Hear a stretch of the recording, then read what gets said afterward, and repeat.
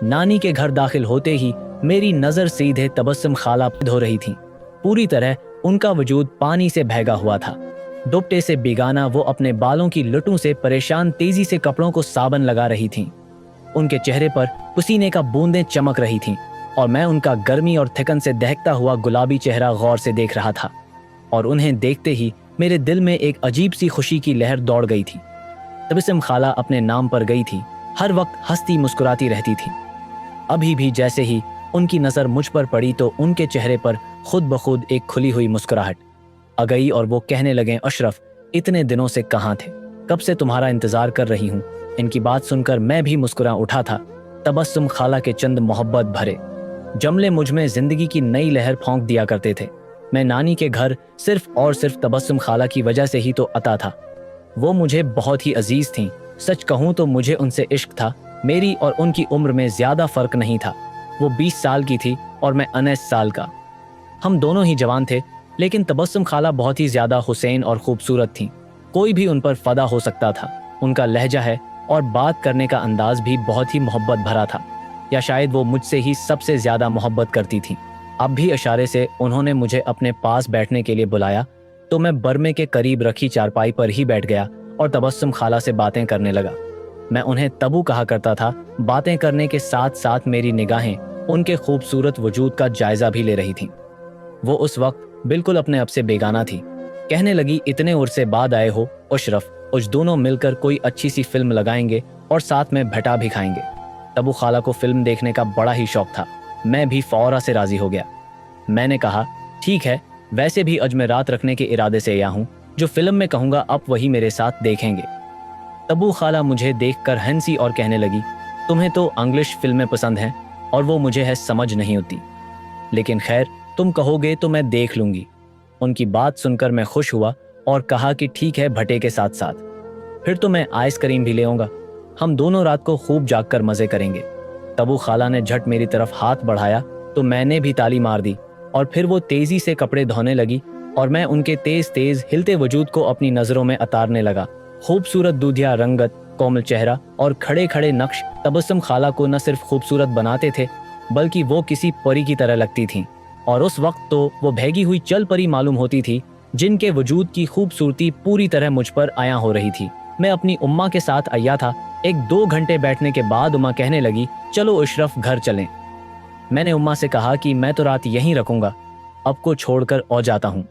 मेरी बात सुनकर उम्मा हैरान होकर कहने लगी, यहाँ कौन सा लड़का है जो तेरा दिल लगेगा?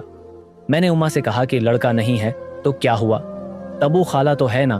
तबू खाला के साथ मेरा दिल लगता है। मेरी माँ कहने लगी, अच्छा मुझे घर छोड़ने तो चल। मैं चाबी उठाकर निकलने लगा तो तबू खाला ने वादा लिया कि मैं जल्दी वापस आऊंगा।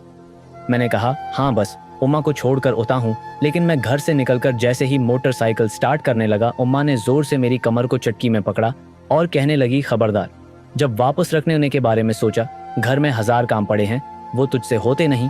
नानी के घर रखने का शौक तुझे चढ़ जाता है। नानी के घर इतना छोटा सा है, 2 ही तो कमरे हैं। पहले तो छोटा था तो मैं छोड़ दिया करती थी, लेकिन अब तो जवान हो रहा है। तबू के साथ उसके कमरे में रहते अच्छा नहीं लगता नानी। वैसे भी तबू के लिए रिश्ता देख रही है। एक बहुत अच्छा रिश्ता आया हुआ है। जल्दी उसकी शादी की बात चीत आगे बढ़ेगी। ऐसे में तेरा यूं जवान खाला के साथ रहना मुनासिब नहीं है। इमा ने अपने तौर पर मुझे रोकना चाहा था, लेकिन उम्मा की बात सुनकर मेरे अंदर जलजले हुए थे।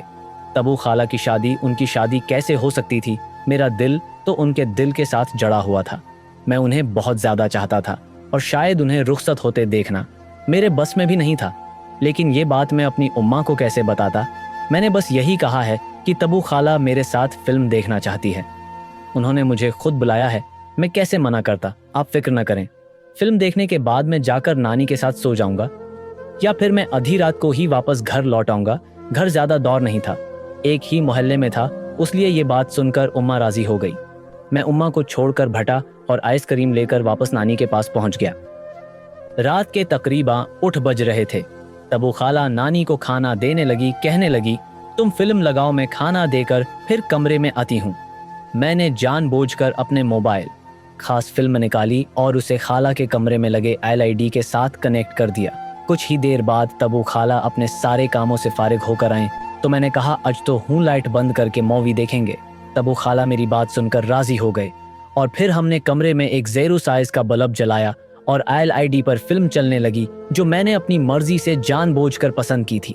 उसमें सारे इस तरह के सैन थे कि जिसे देखकर कोई भी जवान शख्स काबू खो बैठे। कुछ देर तक तो फिल्म नॉर्मल सी चलती रही और फिर एकदम से ऐसे सीन उन्हें शुरू हुए कि खाला मुझसे मुना फेर कर बैठ गई और मैं उन्हें गहरी निगाहों से देखने लगा। कुछ देर गुजरी थी कि तबू खाला उठकर कमरे से निकल गईं। वो छत की सीढ़ियां चढ़ने लगी तो मैं भी उनके पीछे पीछे छत पर पहुंच गया। मैंने वहां जाकर खाला के कांधे पर हाथ रखा तो वो करंट खाकर पलटे। उनके चेहरे पर अजीब से तासरात थे और फिर तबू खाला ने ऐसी बात कही थी जिसे सुनकर मुझ पर पहाड़ टूट पड़ा था। तबू खाला अचानक ही मेरे गले लग गई थी और अपने जज्बात बयान कर रही थी और मैं बस सबका बिका उन्हें सीने से लगाए उनकी बात सुन रहा था। कितने ही देर हम दोनों ने अकठे छत पर गुजार दी थी। वो मेरा हाथ पकड़कर मेरे सीने से अपना सर टिकाए बैठी थी और चाहती थी कि मैं उनकी ख्वाहिश पूरी कर दूं। उनकी बात सुनकर मैं बहुत ज्यादा घबरा गया था, लेकिन फिर मैंने उस बात के लिए रजामंदी दे दी कि मैं उनकी हर ख्वाहिश को पूरा करने को तैयार हूं।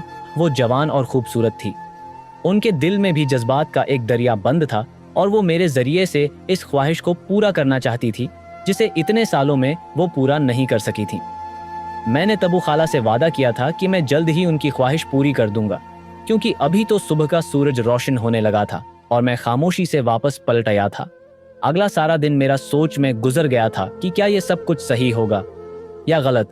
क्या मुझे अपनी नानी और अपनी माँ को धोखा देकर खाला की बात मान लेनी चाहिए थी। ये सोचें मुझे बहुत ज्यादा परेशान कर रही थी। 2 दिन मैंने नानी के घर का रख नहीं किया था क्योंकि मैं अपने अंदर ही जंग लड़ रहा था। और फिर 2 दिन बाद जब मैं नानी के घर गया तो मुझे देखते ही तबू खाला मेरा हाथ पकड़कर मुझे अपने कमरे में ले गई। कहने लगी, तुम कहाँ चले गए थे? मैं 2 दिन से तुम्हारा इंतजार कर रही थी।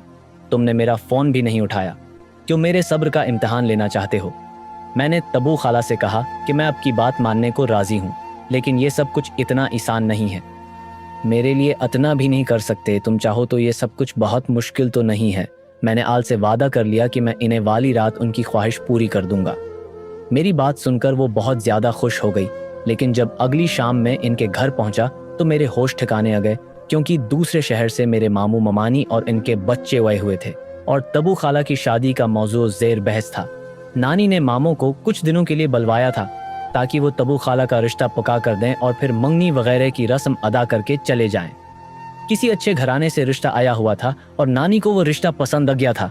जब ही नानी ने मामों ने मुझे देखा तो गले से हाथ मिलाया था ताकि बातचीत का सिलसिला आगे बढ़ सके।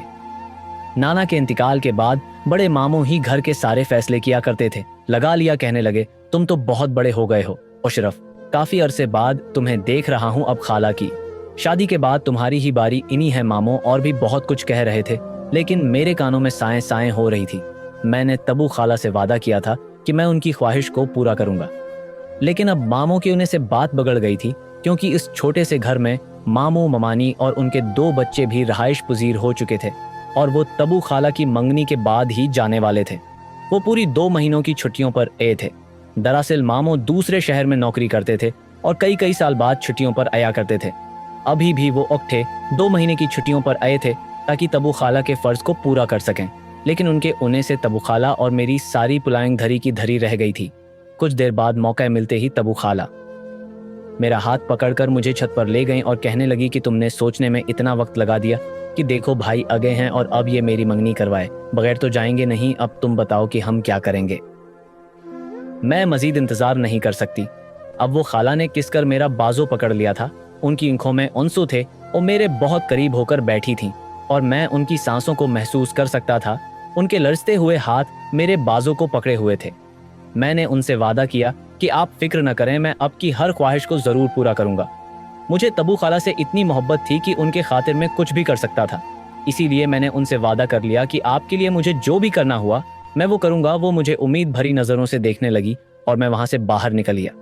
मेरा जहन बहुत तेजी से काम कर रहा था।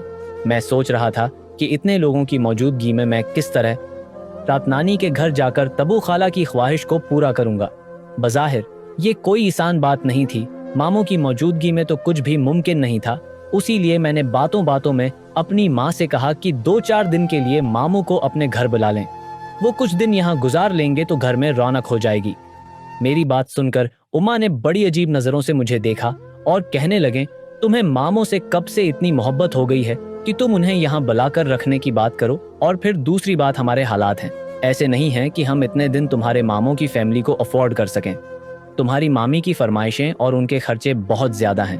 वो आम खाने तो पसंद भी नहीं करती, पता नहीं दूसरे शहर में क्या खाती होंगी, लेकिन यहाँ आकर तो उनका मिजाज ही नहीं मिलता।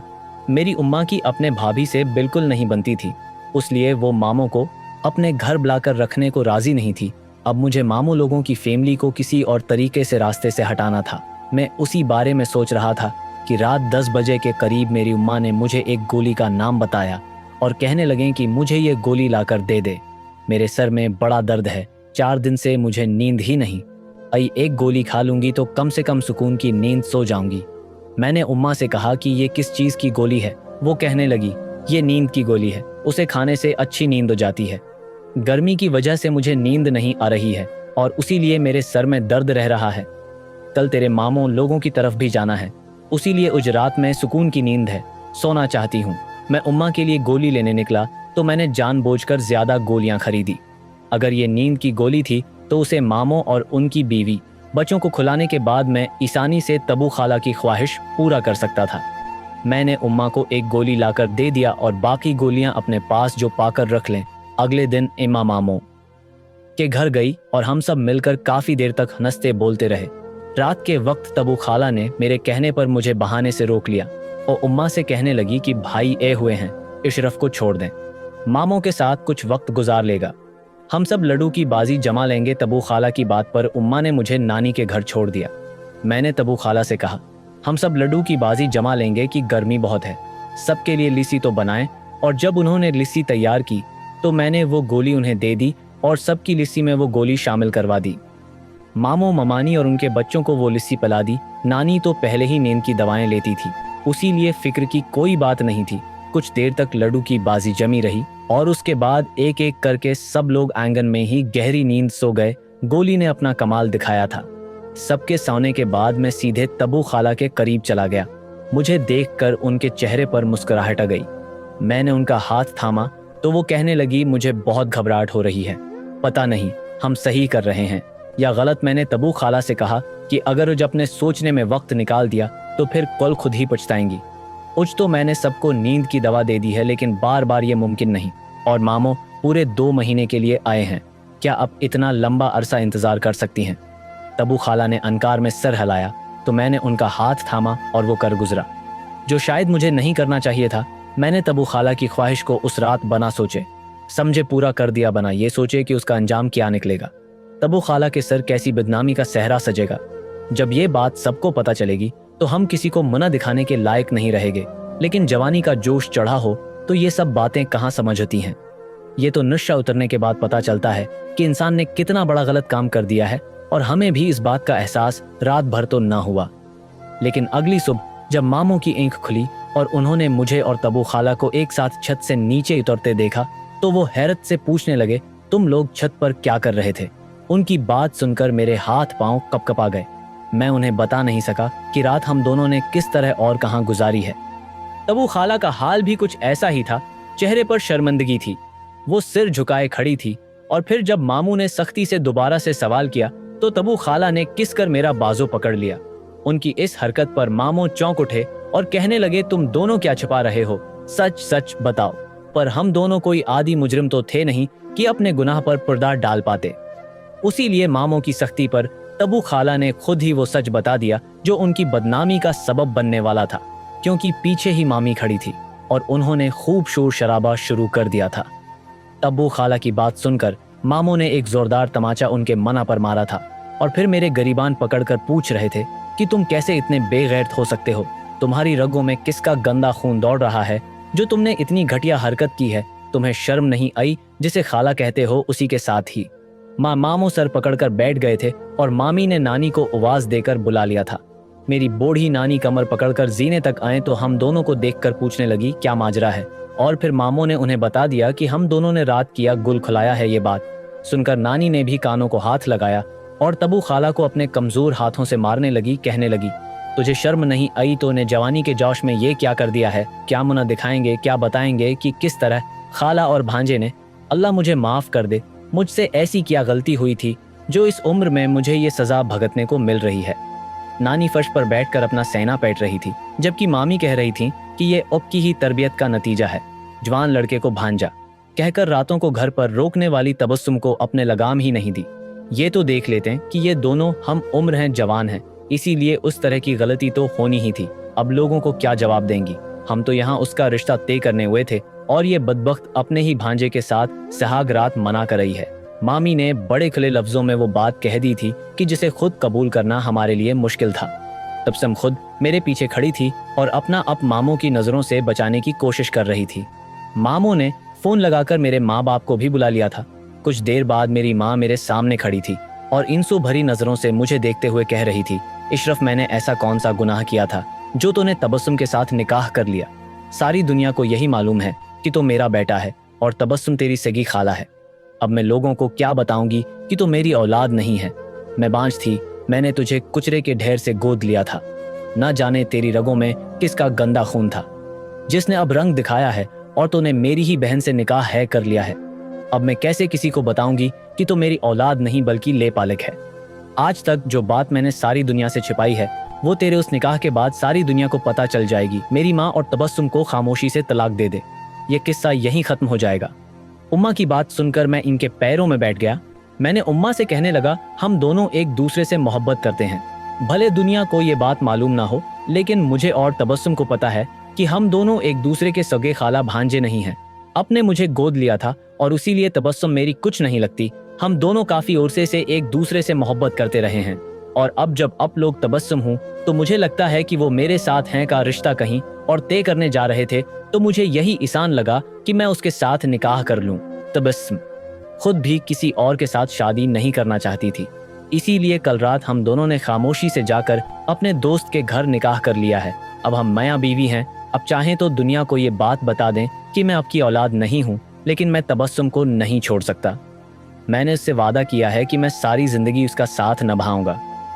तबस्सुम मेरे पीछे ड्री सहमी सी खड़ी थी। वो भी कहने लगी कि बाजी मैं इशरफ से मोहब्बत करती हूँ। हमने बचपन एक दूसरे के साथ गुजारा है, हम उम्र हैं, मोहब्बत का जज्बा खुद ही दिल में पैदा हो गया, इसीलिए हमने निकाह को तरजीह दी। अगर हम ये बात आप लोगों को बताते तो अब कभी हमारा निकाह न करवाते, बल्कि शायद उशरफ को हमेशा के लिए मुझसे दौर कर देते। उशरफ बरा नहीं है, मैंने खुद दूसरी शादी के लिए कहा था। बहुत हिम्मत करके तबस्सुम ने ये बात खुद अपने मुन्ना से सबके सामने कह दी थी कि वो मुझसे मोहब्बत करती है। काफ़ी देर तक हर कोई खामोश हो गया था। फिर मामों ने मामी से कहा कि सामान बांधो, हम वापस जा रहे हैं, उस बदनामी में हमारा कोई हिस्सा नहीं। ये लोग अब खुद ही भगतेंगे। और फिर मामो मामी जिस तरह ओए थे उसी तरह वापस लौट गए थे। आमा मेरा हाथ पकड़कर मुझे खींचती हुई घर ले आई थी। अबा तो बिल्कुल ही खामोश थे, उन्होंने कुछ भी नहीं कहा था, जबकि तबस्सुम को नानी ने मार पीट कर कमरे में बंद कर दिया था। उम्मा की एक इज्जत थी कि मैं खामोशी से तबस्सुम को तलाक दे दूं, लेकिन मैं किसी भी तरह इस बात के लिए राजी न हुआ। महीना ऐसे ही गुजर गया और फिर एक रोज नानी के घर से खबर आई कि तबस्सुम ने खुदकशी की है। ये सुनना था कि मेरी जान निकल गई। मैं अस्पताल भागा तो पता चला कि खुदा के फजल और करम से तबस्सुम की जान बच गई है। मैंने उसे सीने से लगाया और रोने लगा। तबस्सुम की हालत पर नानी और उम्मा दोनों की ही परेशान हो गई थी। नानी तबस्सुम के करीब हुई, उसके सर पर हाथ रखा और कहने लगी, मैं अपनी आंखें बंद होने से पहले तेरी शादी किसी अच्छे लड़के से करवाना चाहती थी।